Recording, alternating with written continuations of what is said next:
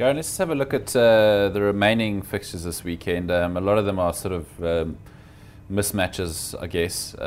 Probably France, Australia is probably will probably prove to be the most competitive of the rest of them, huh? Yeah, for sure. Obviously France last weekend beat a really weakened Fiji team, while the Wallabies overcame Wales in the dying seconds there. So that should be the other big game of the weekend. I think that kicks off at sort of 10 o'clock at night, South African time.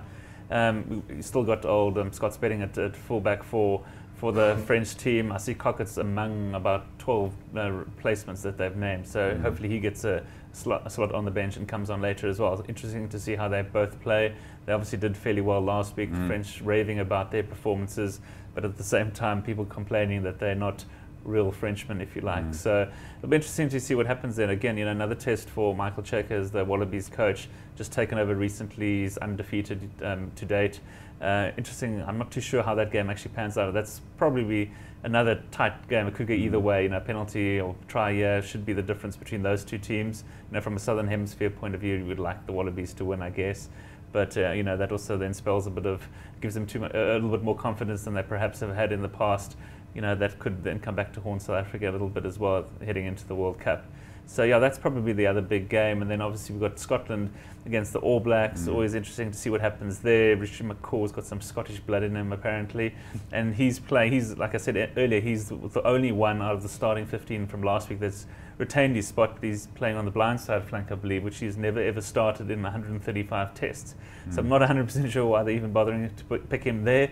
But maybe Alden Hansen knows best. Again, the bookies have got the All Blacks to win by 25. I think that could be the shrewd pick of the weekend. I don't think they'll win by that many, considering the team that they've picked. And Scotland coming off a really, really good win against the Pumas, who we all thought were much improved in the Rugby Championship. So that game could be a little bit closer than 25 points. I might just be heading down to the bookies before they kick off.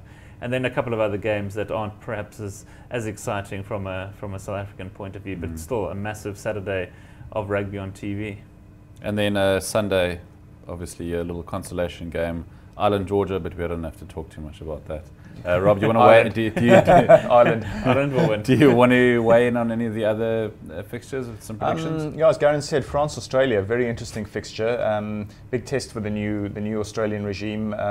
France, you can never be quite sure which team will turn up. Sort of rumours of this discontent about the overseas players in the mix. Sometimes that's enough to, any sort of discontent is enough to sort of get French passions going. So maybe the team will actually surprisingly be sort of collectively up for it. And maybe I'm just leaning a little bit towards France, although that really could be, that's a real 50-50 game. Okay.